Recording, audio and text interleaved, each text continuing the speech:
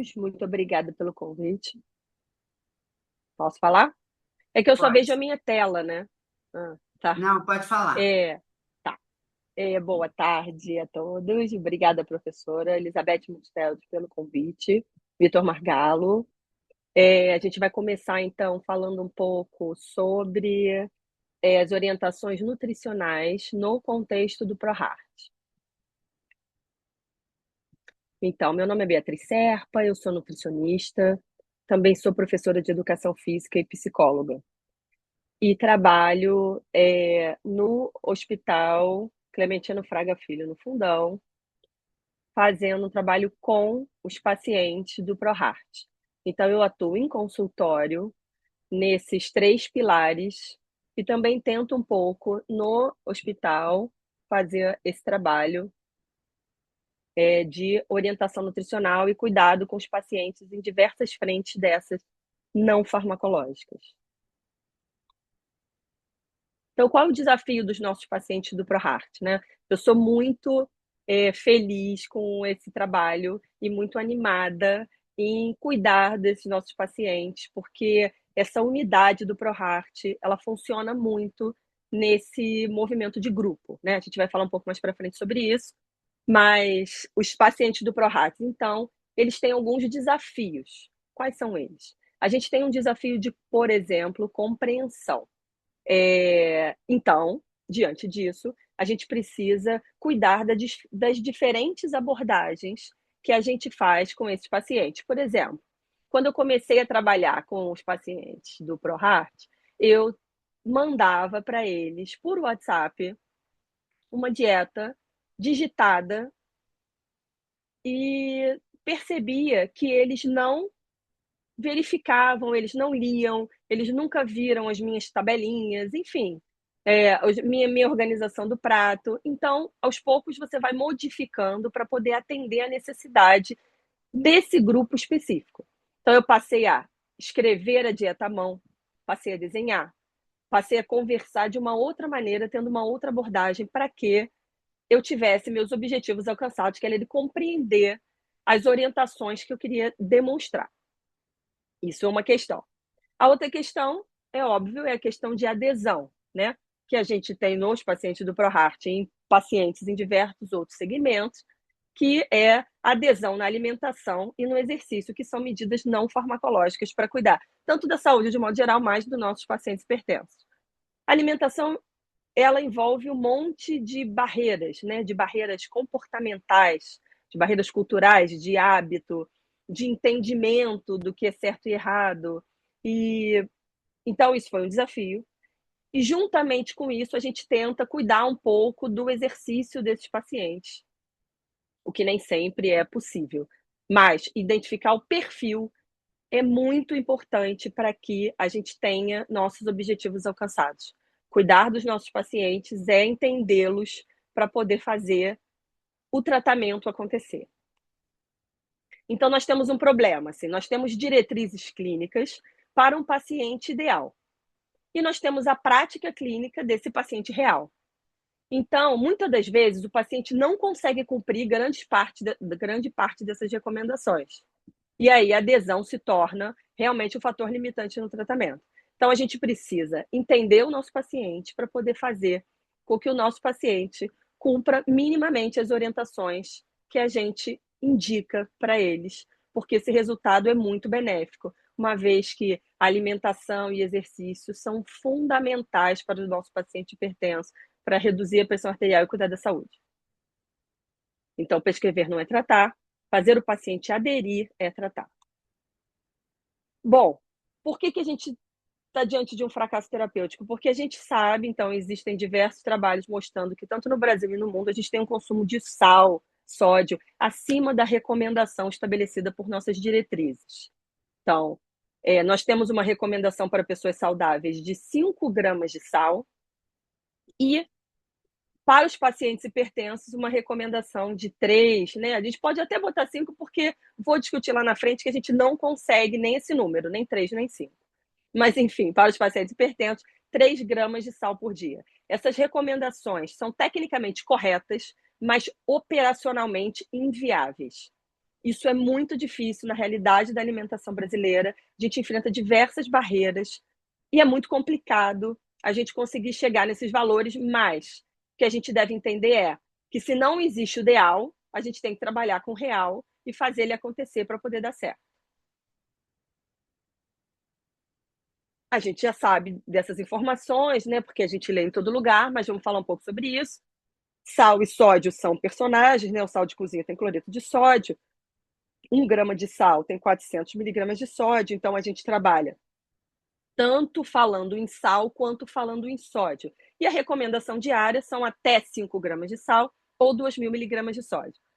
Eu escrevi aqui embaixo uma organização mais ou menos baseada nos nossos pacientes. Nossos pacientes são pessoas que, de um modo geral, quando eles trabalham, e mesmo que não trabalhem, eles têm uma organização alimentar. Além de ser monótona em qualidade, ela é muito estruturada em café da manhã, almoço, lanche e jantar. Eles têm esse hábito de ter essa organização bem estabelecida. Então, eu separei o café da manhã e o lanche da tarde em relação ao sódio. Por quê? Porque é uma maneira que a gente consegue contabilizar.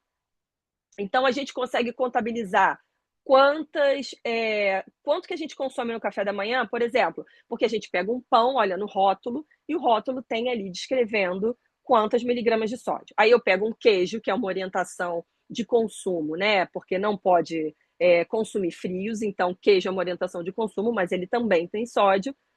Mas eu preciso de proteína nessa alimentação, a gente vai falar mais para frente, então a gente contabiliza esse sódio. E um café com leite, por exemplo, se tiver um leite nesse café, ele também tem um pouco de sódio, mas a gente consegue perceber, tanto no café da manhã quanto no lanche, e eu estabeleci uma distribuição de 400 miligramas de sódio em cada um, o que é possível ser atingido. O que não é possível ser atingido é o nosso almoço e jantar, porque aí sobrou 1 grama de sal para o almoço e 1 grama de sal para o jantar. Como seria isso? A única maneira da gente ter certeza do consumo de sódio, é claro que a gente pode trabalhar essa redução da palatabilidade, isso demora, né? Vamos consumir menos sal, isso é muito importante, mas se a gente produz uma comida totalmente sem sal e coloca um pacotinho daquele do final, a gente tem certeza da quantidade de sal que a gente está comendo. Então, esse pacotinho aqui em cima é um pacotinho de 1 grama de sal, e ele poderia ser, então, uma estratégia. A gente tem diversas estratégias nutricionais. Uma delas é: vamos cozinhar sem sal e vamos adicionar um pacotinho desse de sal no final da comida. É inviável, não dá sabor, é muito pouco. Então, na preparação, a gente já sabe que esse paciente está consumindo mais do que deveria. Ah, poderiam me perguntar, então vamos tirar um pouco do café da manhã e do lanche da tarde.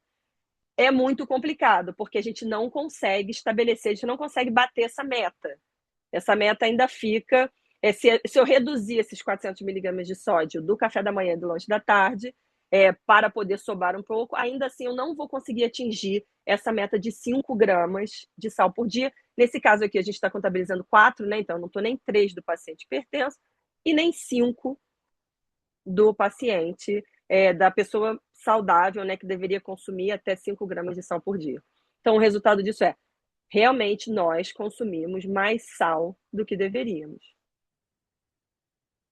Então, qual a consequência disso? O paciente falha, se intensifica a farmacoterapia, quer dizer, se toma mais medicamento, e esse sistema é uma roda que não diminui, e o medicamento ele funciona rapidamente, né? Então, se o paciente está precisando, ele toma medicamento, e essas medidas não farmacológicas, elas precisam de tempo, educação, estrutura, e de todas essas pessoas que trabalham pensando em volta para que esse paciente tenha êxito. Então, qual é a melhor forma da gente chegar nele, da gente conseguir que ele absorva essas informações? Então, diante dessa falha, o sistema responde com mais medicação, e a gente chega nessa situação de estamos fora das diretrizes, porque lá para frente eu vou falar só um pouquinho, apesar de que houve uma aula explicando sobre os benefícios da atividade física, mas eu vou falar um pouquinho sobre a atividade física nesse contexto da gente não conseguir alcançar as diretrizes e o que a gente faz. Porque também não adianta chegar e dizer: a gente não consegue consumir esse sal, o paciente não obedece, não faz, e em relação à alimentação, ao exercício, a mesma coisa, e fica por isso mesmo. Não. A gente precisa, então, pensar em estratégias para ele alcançar esses objetivos. Então, a mudança de paradigma está aí, que é qual é o certo? É prescrever o possível, é o que pode para esse paciente, e não o ideal, porque nem sempre o ideal a gente vai conseguir. Então, esses princípios, o que acontece lá no ProHeart?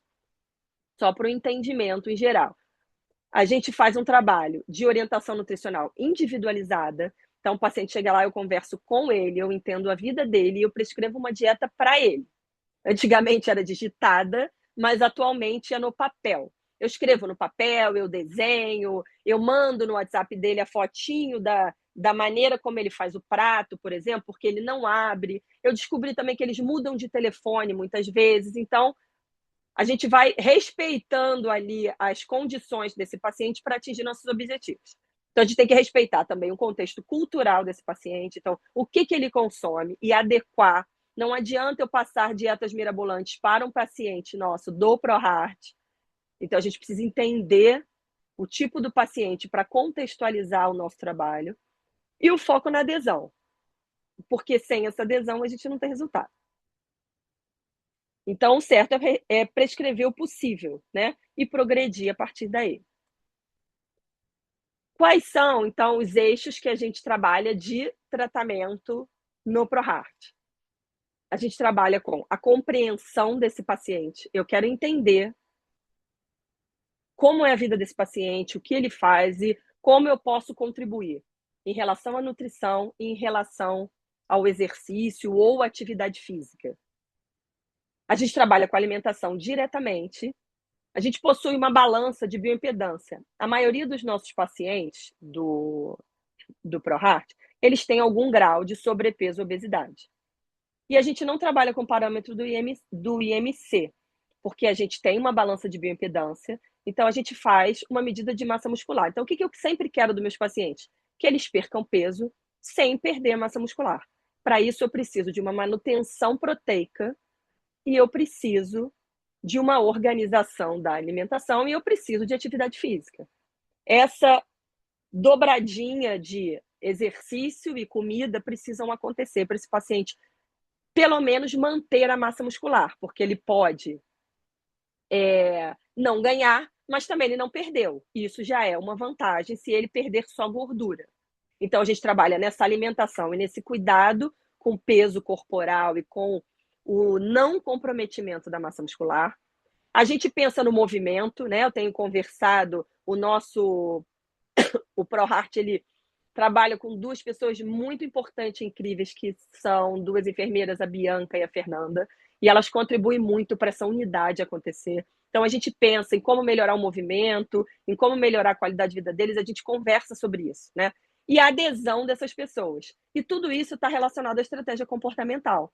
A gente precisa cuidar do comportamento para a gente gerar adesão.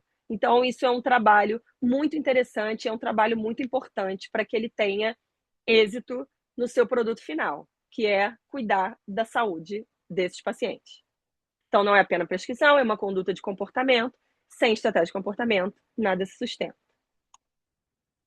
Então, qual é a conduta nutricional utilizada no ProHeart, baseada, claro, nas nossas diretrizes, mas dentro da possibilidade desse paciente de entendimento e das condições dele, óbvio, financeiras e culturais. Então, a gente tem uma orientação da redução progressiva de sódio. Então, não consigo atingir a meta de 5 gramas de sal ou sódio ali por dia, né? 2.000 miligramas de sódio por dia. Não consigo atingir essa meta.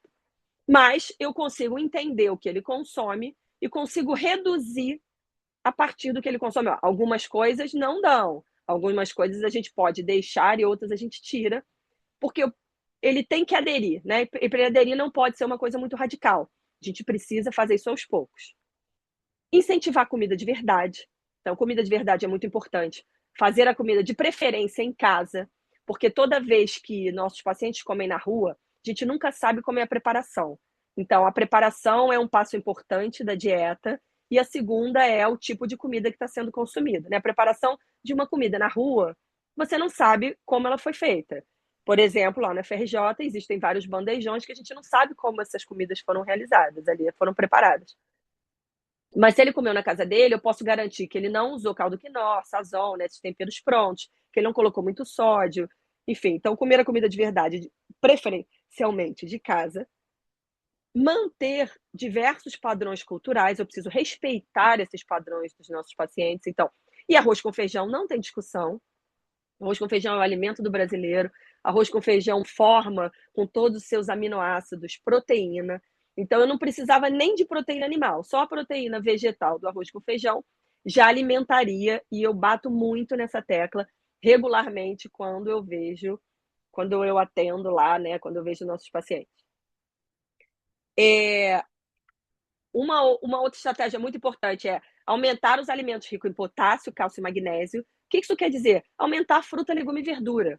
A gente precisa incentivá-los a consumir mais frutas, legumes e verduras, principalmente caseiras, né, preparadas em casa, para que a gente tenha noção, que tenha metade do prato, como a gente vai ver posteriormente. Então, a gente precisa de uma estruturação de macronutrientes. Então, macronutrientes são proteínas, carboidratos e gorduras. Geralmente há um aumento substancial do consumo de carboidratos. Então, a gente controla os carboidratos, a gente coloca as proteínas em todas as refeições para que ele tenha um aporte proteico adequado, e a gente controla as gorduras entre as gorduras mais maléficas e as mais benéficas. O aumento dos micronutrientes está diretamente relacionado também com o aumento de fibras. Então, se eu faço meu paciente consumir mais fruta, legume e verdura, eu tenho esse aporte de potássio, cálcio e magnésio e ainda de fibras para contribuir para a saúde intestinal, para contribuir para diversos fatores, perda de peso, uma satisfação, né, que ele não tenha fome rápido, então ele consegue manusear melhor essa dieta dele com esse tipo de orientação que a gente segue. E redução, claro, dos processados e ultraprocessados, que a gente vai falar lá na frente, que são alimentos que é a moda atual, né? Fala mal dos processados e dos ultraprocessados, mas que realmente são muito maléficos para a saúde, contém uma quantidade de sódio absurda e precisam de algum controle em relação a isso no dia a dia. Então, a ideia nunca é mudar tudo. A ideia é ir mudando aos poucos e mantendo. Então, toda vez que a gente vai lá, eu comento com a Fernanda e falo, eu falo as mesmas coisas sempre, mas uma hora ele presta atenção. Mas é a hora dele, é a hora que ele percebeu que aquilo era importante, ou a hora que ele se ligou, que ele ouviu, que aquilo. Não importa, você tem que sempre dar informação, esperando que uma hora ele vai compreender e ele segue depois que ele compreende. A gente tem realmente bons resultados. Então, uma dieta metabolicamente ativa é uma dieta de verdade, com uma comida com. Isso a gente encontra. Nossos pacientes comem comida de verdade, pelo menos no almoço. Muitos deles no almoço e no jantar, mas com certeza no almoço eles comem arroz, feijão, uma proteína e vegetais. Então a gente precisa organizar esses vegetais e a gente precisa organizar a distribuição do prato. Então a gente precisa de um controle de carboidratos. A gente está vendo aqui na foto que o carboidrato ocupa um quarto do prato. Aí o paciente me pergunta, mas eu posso consumir arroz e farofa? Pode, só não pode passar de um quarto do prato. Você não pode comer metade do prato de carboidratos, né? E as raízes, elas não estão aqui nos vegetais, elas estão incluídas lá nos carboidratos. Isso tudo é muito bem explicado, essas fotinhos são demonstradas. Por exemplo, proteína animal e vegetal, né? Ter o consumo de proteína vegetal regularmente, que são as leguminosas, feijão, lentilha, ervilha, grão de bico, mas preferencialmente eles comem feijão preto. E a proteína animal de uma maneira controlada, por diversos motivos. Primeiro, que ela tem mais gordura saturada. Segundo, porque a preparação dela nem sempre é satisfatória. Terceiro, porque ela é cara. Então, a gente tem um problema no consumo de proteína animal que eles precisam entender que não é saúde, quanto mais proteína animal, melhor. Pode ter uma proteína no prato, ele compõe o prato, mas esse prato é uma boa demonstração do que a gente tenta passar, né, o que eu tento passar para os pacientes em relação a consumo dos alimentos. Frutas são sempre importantes, eu sempre falo, come a fruta e não bebe suco.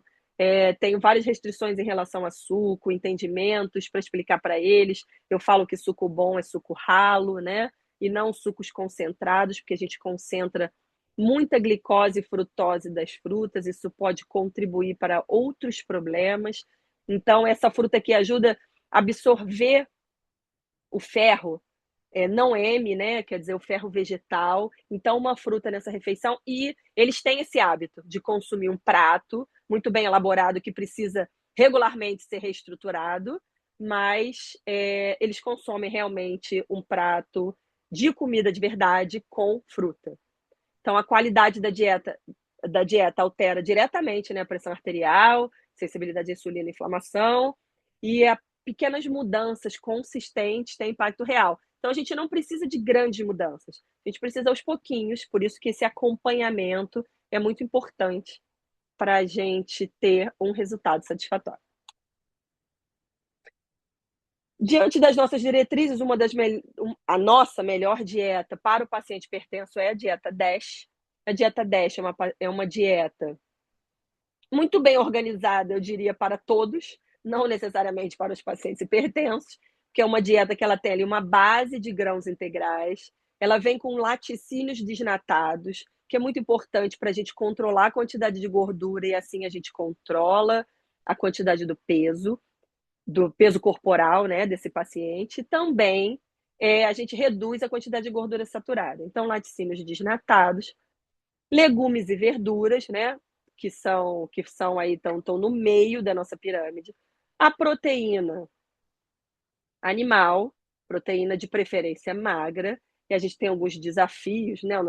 Nossos pacientes não têm, por exemplo, acesso a peixe, mas de um modo geral a gente consegue controlar a preparação para que ela não fique uma preparação também muito rica em gordura, porque esses alimentos já possuem gordura, proteínas animais, e se a gente ainda prepara com mais gordura, eles realmente ficam com muita gordura.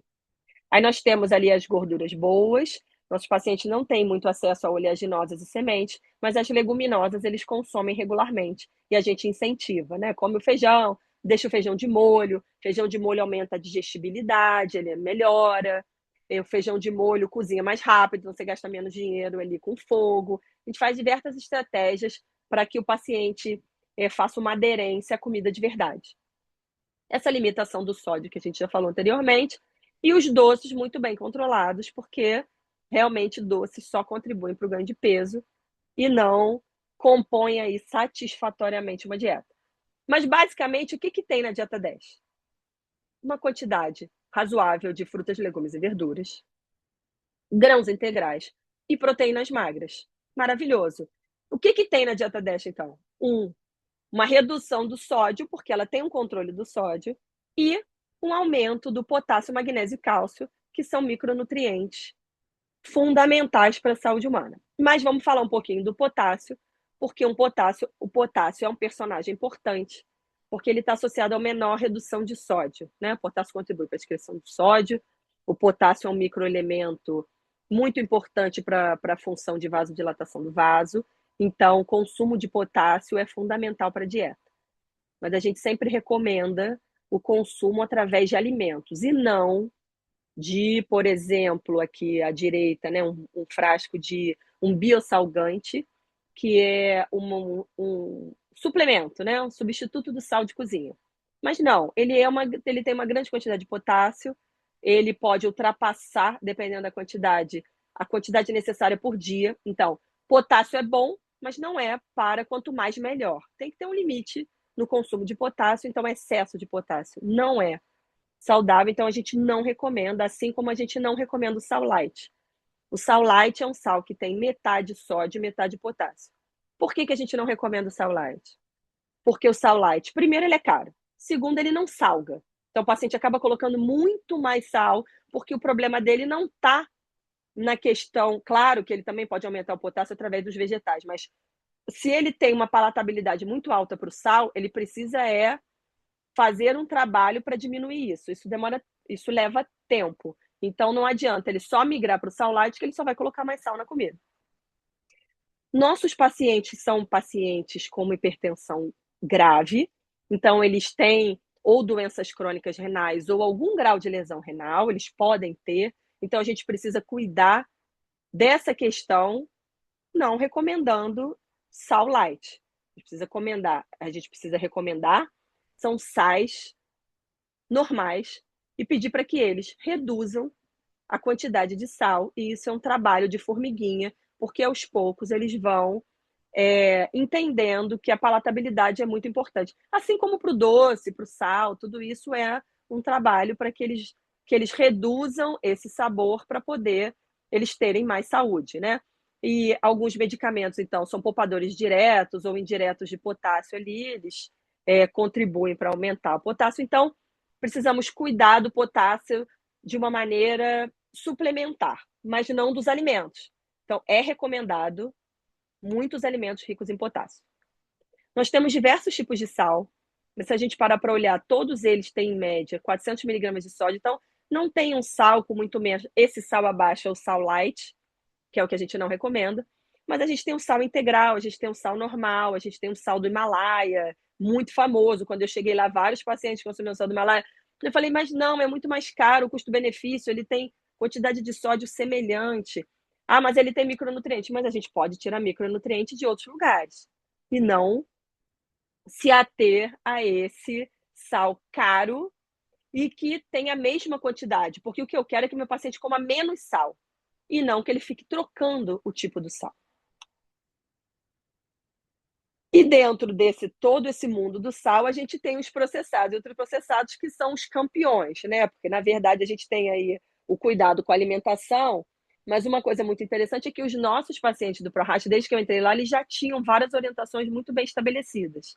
E o que é muito legal, porque quando você vai em outros lugares, ou quando a gente pega pacientes novos, eu já pergunto logo, mas você está aqui há pouco tempo, né? Ela tô, a pessoa fala, né? Você entende que ela ainda não teve nenhuma informação, então ela ainda consome caldo quinor, que os nossos pacientes não consumiam antes de eu chegar, não consumiam miojo, não consumiam uma série de alimentos já. Então ele já tem uma educação muito diferente, talvez, de várias outras pessoas ali atendidas, né, pelo SUS que não têm esse entendimento e que também precisariam para poder melhorar a qualidade da sua alimentação. Mas alimentos processados e ultraprocessados, não tem jeito, eles têm uma quantidade maior de sódio, principalmente para conservação. O entendimento deles é que o sal, os alimentos processados, são alimentos que contêm muitos ingredientes, mas menos que ultraprocessados, certo? São alimentos que você consegue visualizar ainda ele de alguma maneira, né? Os ultraprocessados são alimentos que a gente não consegue entender, como por exemplo, eu vejo um miojo de frango. Esse miojo de frango não tem frango nenhum. Você bota um pacotinho ali, você não acha o frango. Mas quando eu abro uma lata de atum, eu vejo um atum em pedaços. Ele é processado, mas ele não é ultraprocessado. Ele está ali visualmente, eu consigo identificar um atum, então eu posso chamar aquele alimento de processado. E os ultraprocessados geralmente são alimentos que a gente não identifica direito a origem dele, né? Ele veio do quê? Bom, são alimentos que contêm muito aditivos, corantes e conservantes que a gente deve limitar. E os nossos pacientes são bem educados em relação a isso. Eu acho que eles entendem muito. O ProHeart faz um trabalho muito bom nesse movimento. Eu acho que todo mundo fala sobre esse assunto. E ele faz um trabalho muito bom nesse controle de alimentos ultraprocessados. Os outros personagens importantes, né, da nossa alimentação, além dos macros e dos micronutrientes, dessa organização do prato, é a quantidade de água. A gente tem um desafio com muitos dos nossos pacientes em relação ao consumo de água, porque muitos tomam diuréticos e muitos precisam passar muito tempo no trânsito. E por conta disso, eles acabam não bebendo água para poder não ir ao banheiro. E isso é meio um problema, então a gente tem que criar estratégias para que eles bebam água em determinados momentos. Então, eu conversando com eles, eu pergunto e organizo ali. Então, quando você chegar no trabalho, você precisa beber água para poder ir ao banheiro, né? E ter essa quantidade de água aí mais ou menos atendida em torno de 2.000 miligramas de água por dia, 2 litros, né? Que pode ser 2.000 miligramas, não, 2.000 ml. 2 litros de água por dia, o que pode ser um pouco menos ou um pouco mais, porque depende de cada paciente, depende de várias questões e depende até do suor dele, né. Então a gente precisa analisar isso para recomendação de água. Álcool não é recomendado, não é a quantidade de álcool segura. De um modo geral, nossos pacientes não consomem álcool, mas se for consumir é até uma dose para a mulher, que é indicado a 15, que são 15 gramas, e 2 doses para homem, né, evitar o consumo excessivo. Mas álcool eu percebo que não é muito um problema, mas precisa se orientar pacientes hipertensos, né, a consumir menos álcool. Bebidas açucaradas são completamente, assim, não diria proibidas, mas eu sempre tento falar mal das bebidas açucaradas, porque elas têm um impacto glicêmico muito alto, elas e associados a riscos cardiovasculares, claro, mas a bebida açucarada é um negócio que não alimenta, não enche a barriga, né, e a pessoa, não se satisfaz, e ela às vezes nem percebe que ela fala assim: "Eu não como nenhum doce", mas ela bebe Coca-Cola o tempo todo. Então, ela não percebe que isso é um doce, né, porque entra de uma maneira muito, prática. Então, bebidas açucaradas de jeito nenhum, a gente realmente não recomenda. E a relação da cafeína, tem muitos trabalhos atualmente mostrando sobre alguns benefícios, cafeína tem polifenóis, mas cafeína é um alimento, não é um alimento, tá, porque ele não alimenta, ele contém polifenóis, mas ele não tem nem macro nem micronutrientes, então cafeína não alimenta. Cafeína é um ativador do sistema nervoso, né, cafeína é caro, cafeína não é um produto que a gente deva incentivar. Se a pessoa não toma café, é melhor não tomar. E eu sempre incentivo os pacientes a consumirem menos cafeína, ralificar o seu café, porque não há grandes benefícios assim se tomar café. E ele ainda é um antinutricional, quer dizer, ele inibe a absorção dos nutrientes que estão sendo consumidos naquele momento. Ele é um antinutricional bem já conhecido, então cafeína deve ser consumida de uma maneira moderada. Até 400 miligramas por dia, eu recomendo muito menos, né? Para vocês terem uma ideia, sim, um café expresso tem 50 miligramas de cafeína, então aí seriam 6 mais 3 ou 4, né? 200 miligramas já é uma quantidade bem razoável caso o paciente consuma.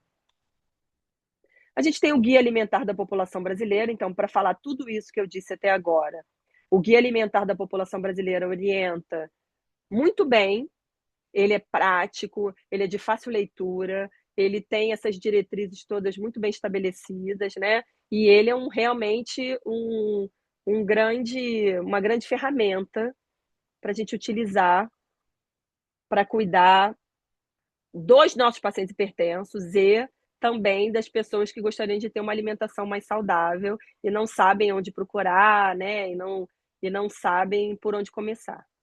Ela possui, né, o Guia Alimentar da População Brasileira, ela possui orientações nutricionais para pessoas hipertensas, então isso é só um demonstrativo que ele atende esse nicho, assim como ele cuida de vários outros segmentos.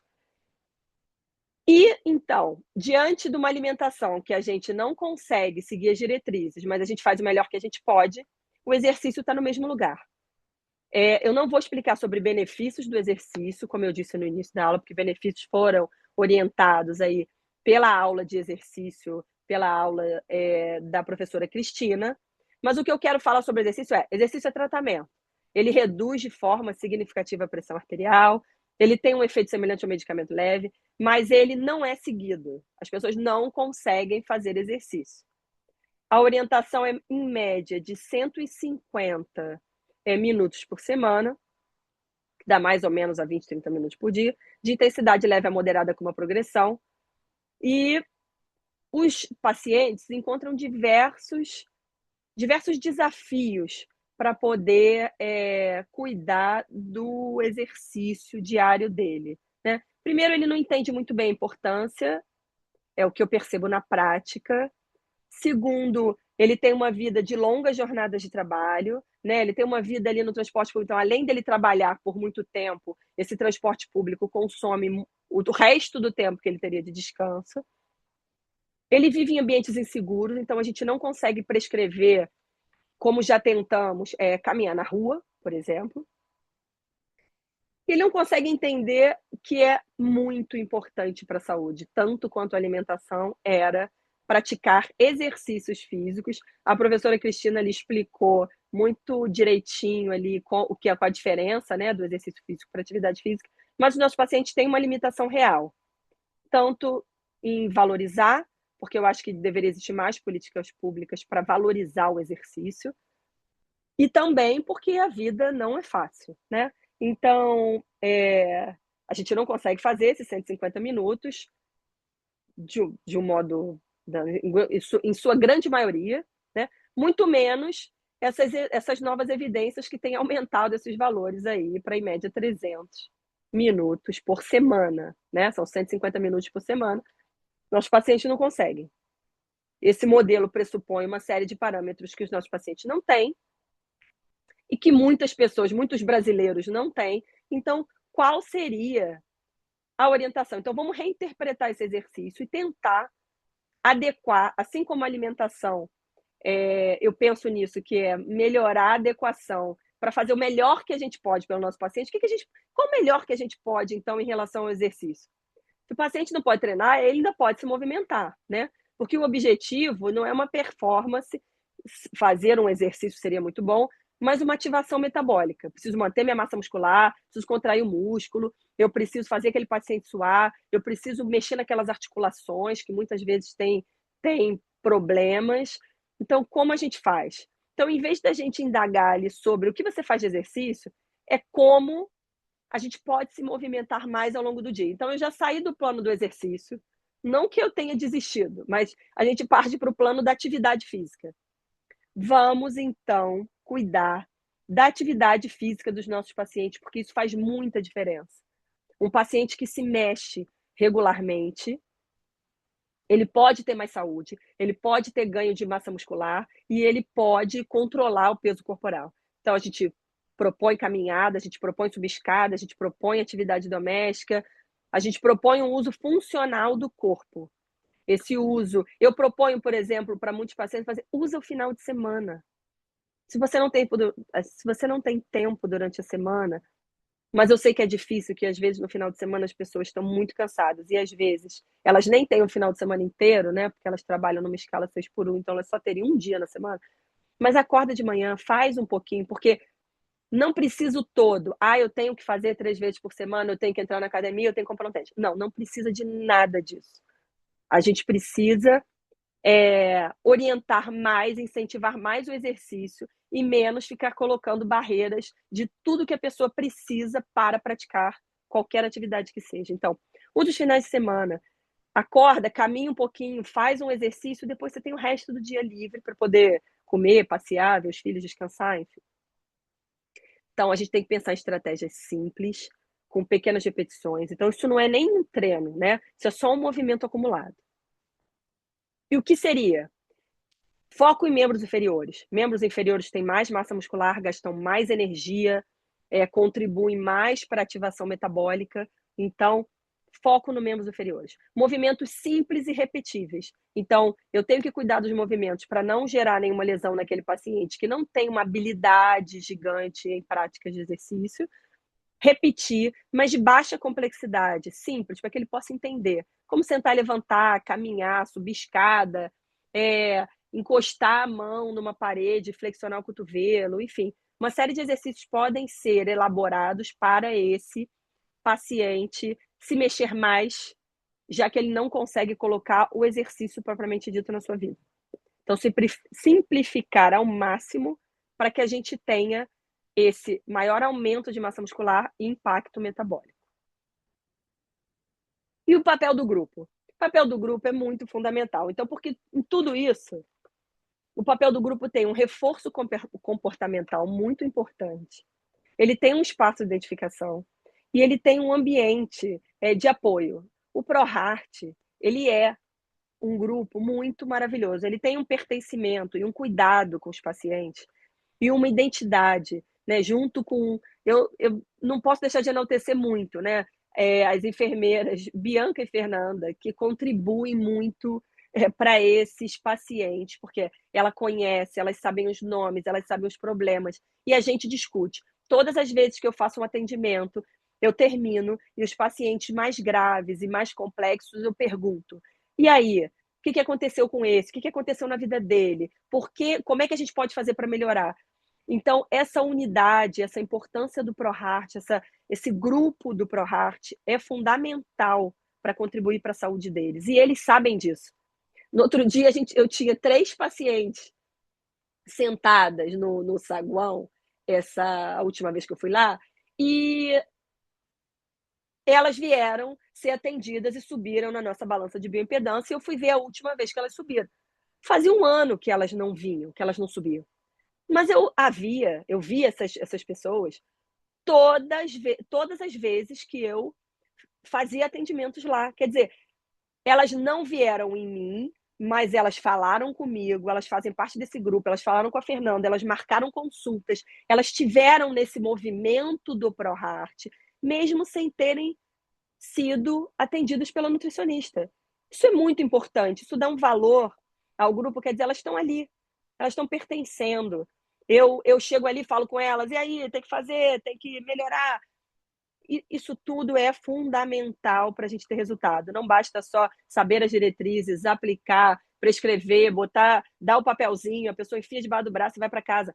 Não, essa unidade é fundamental para a saúde desses pacientes. E nós temos um grupo. Nós, do ProHeart, né, os pacientes do ProHeart possuem um grupo do WhatsApp para os cuidados de alimentação e exercício. Então lá a gente posta, lá a gente comenta, a gente tem um monitoramento frequente, eu respondo a todas as perguntas, um reforço positivo, eu dou dicas, a Fernanda e a Bianca conversam, a gente faz um ajuste em tempo real, e nisso pequenas intervenções são feitas. Isso é muito importante. Isso é muito importante para a gente ter resultado. Então, o acompanhamento ele não pode ser pontual, né? O WhatsApp é uma ferramenta que ajuda nesse reforço para incentivar, e isso mantém a pessoa no processo. O ProHeart faz um lindo trabalho em relação a isso, manter o paciente no processo. Isso tudo é psicologia aplicada à adesão. Eu tenho trabalhado muito nesse segmento, que é criar estratégias, ter entrevistas motivacionais, um reforço positivo desses pacientes. A gente não briga com eles quando eles não conseguem atingir, a gente procura entender e fortalecer o que eles fizeram de positivo, né? Para que a gente tenha uma redução de desistência e que a gente tenha ali um acompanhamento mais adequado e satisfatório. Então, essas metas são fundamentais e têm dado muito certo. Esse tratamento é fundamental. A ideia é não convencer, é reduzir a resistência do paciente e facilitar a mudança. E a gente observa resultados. A gente observa resultados no parâmetro do peso corporal, no entendimento da alimentação. A gente percebe que eles compreendem determinadas orientações, então aí a gente parte para outras, né? Isso é um caminho. E é possível, então, o bem feito, não superar o ideal, mas ser bem executado, né? Então a gente vai conseguir, aos pouquinhos, sem conseguir ali seguir as diretrizes ao pé da letra, orientar os nossos pacientes para que eles tenham resultados satisfatórios. Então, na prática clínica, a gente se preocupa, né? Eu me preocupo, pelo menos, com menos prescrição e mais compreensão. Eu quero cuidar dos meus pacientes entendendo eles, menos idealização e mais adaptação, para que eles tenham realmente resultados positivos e essa orientação não farmacológica, ela é uma orientação que precisa desse dia a dia, precisa desse movimento que já acontece no ProHeart, para que, tenha êxito, né. Então a gente precisa parar de tratar diretriz, começar a tratar as pessoas, e eu acho que a gente tem feito isso muito bem.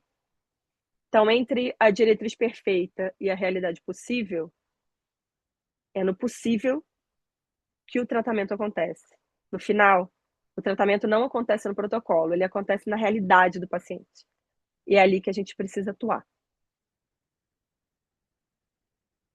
Muito obrigada a todos. Não sei quanto tempo a gente está aqui porque eu não marquei. Isso aqui são alguns trabalhos que foram utilizados para corroborar tudo que eu disse.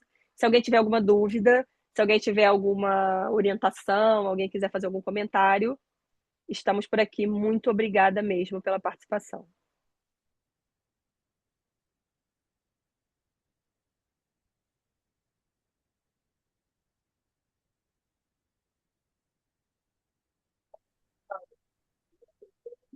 Sabe? Não sei se a Beth vai conseguir parar de gravar, porque ela está vendo alguma coisa da SBH, tá? Mas vou abrir para os alunos, se eles quiserem Tá bom, eu não perguntar, estou porque eles ouvindo muito estão... bem. Por quê?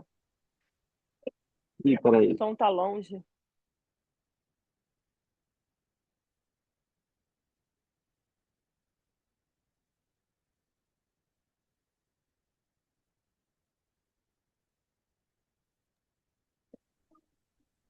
Melhorou? Muito. Agora eu estou te ouvindo Tá. bem. Não, que eu estava no fone. Gente, quem Ah, tá. tem... Deixar os alunos perguntarem, deixar aberto aí para perguntarem. Quem tem alguma coisa para perguntar aí para a Bia, galera, aproveita.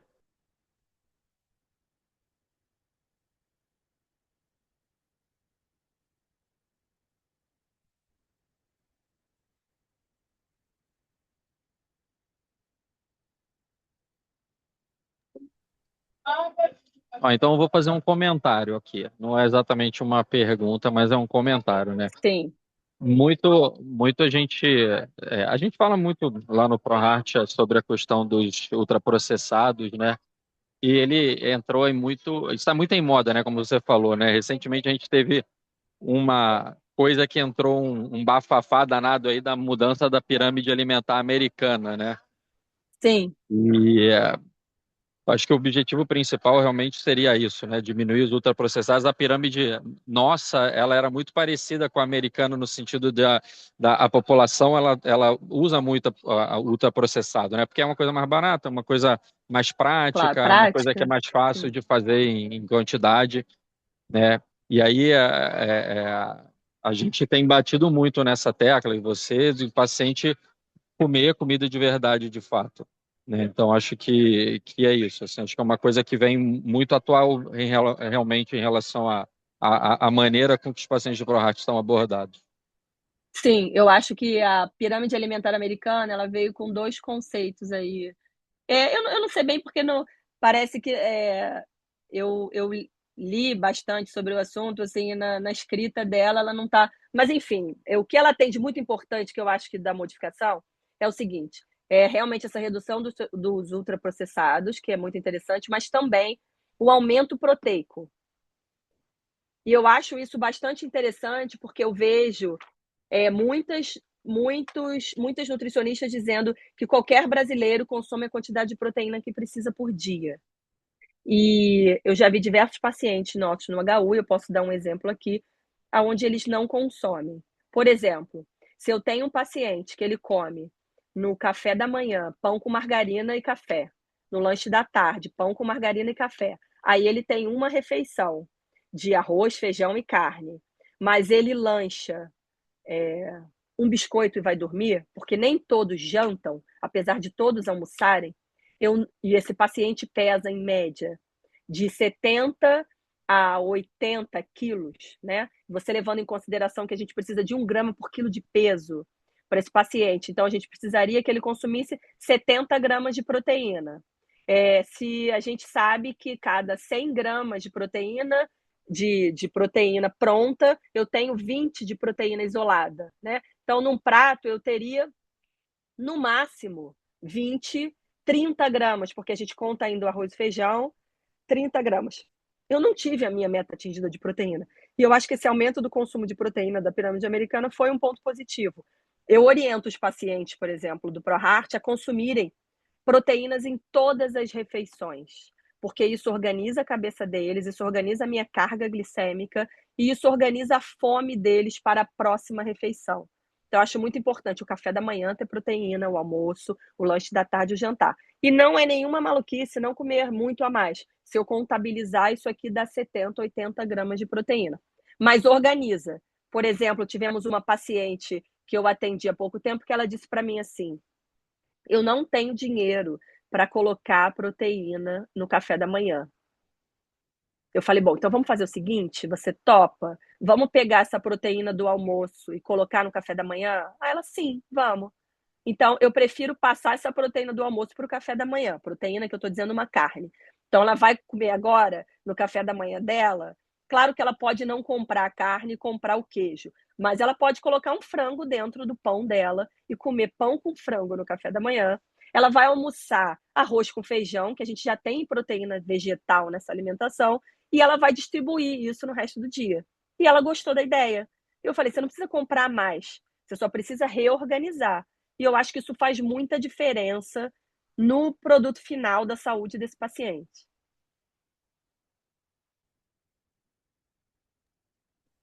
Não, com certeza. Essa organização, né, eles têm muito pouco, não têm noção, né? E você traz uma clareza muito grande para eles em relação a isso, né? Dessa essa ajuste de onde que vai colocar, onde que pode a reajustar as coisas, né? Porque é aquilo, a maioria das pessoas acha que vai ter que gastar muito mais dinheiro, né? Porque é, eles têm uma informação muito difundida, né? De suplemento proteico, porque tem que ser alimentos caros, tem que comprar um Isso monte aí. de coisa cara. Isso aqui não é Dieta é isso. de cara assim. Dieta é cara. Não, dieta não é cara. Dieta é arroz, feijão, fruta, legume e verdura que você pode comprar da xepa, a da época, consome pouca proteína animal, muita vegetal e come comida de verdade.